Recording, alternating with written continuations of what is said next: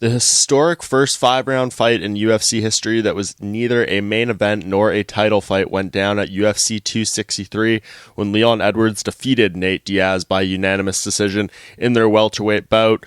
If you're Leon Edwards, you were probably hoping this fight was 3 rounds. He had it convincingly locked up by that point, but the 5 rounds definitely favored Diaz there as he had that late moment and nearly got the finish in the final minute of the fight. But nevertheless, Leon Edwards comes out of this the convincing winner, and he is now unbeaten in his past 10 fights in the welterweight division. I think the only place for him to go at this point is to the title shot against Kamaru Usman. The question is, will it be next? It does not seem that's likely. Dana White saying post-fight that Colby Covington's still next for Kamaru Usman's belt. I think if you're Leon Edwards, you are content sitting out and waiting for that fight to unfold and challenging the winner for the gold. I think Edwards has done more than enough. Yes, could he fight a Michael Chiesa or something like that? Of course, but I do not think for him at this stage in his career that is the right move. He has more than earned his opportunity, and I think even if he has to sit out and wait for a Covington versus Usman rematch to play out,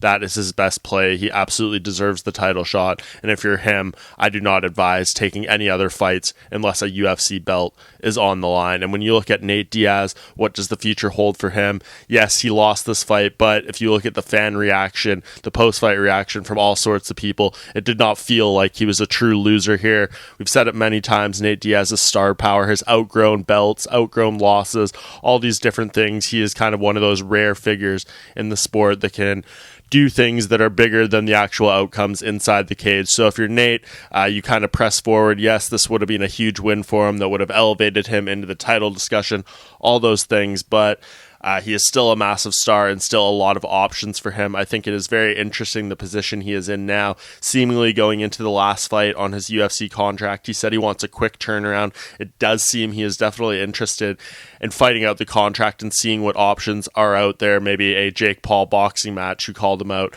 after this fight. But if we are looking at what could be next inside the octagon, I think very clearly if you're Nate Diaz, you wait and see what happens in this UFC 264 trilogy bout between Dustin Poirier and Conor McGregor. You could, of course, do the Conor McGregor trilogy fight at any time, but there's also some bad blood with Dustin Poirier that goes back to their booked fight in November 2018. So the loser of that fight, I think, would be a perfect opponent for Diaz. I think the winner goes on to a title shot against Charles Oliveira, but definitely if you're Nate Diaz, still lots of big fights out there for you, potentially a Jorge Masvidal BMF title rematch as well, but definitely center in on that UFC 264 main event between McGregor and Poirier if you're Nate Diaz.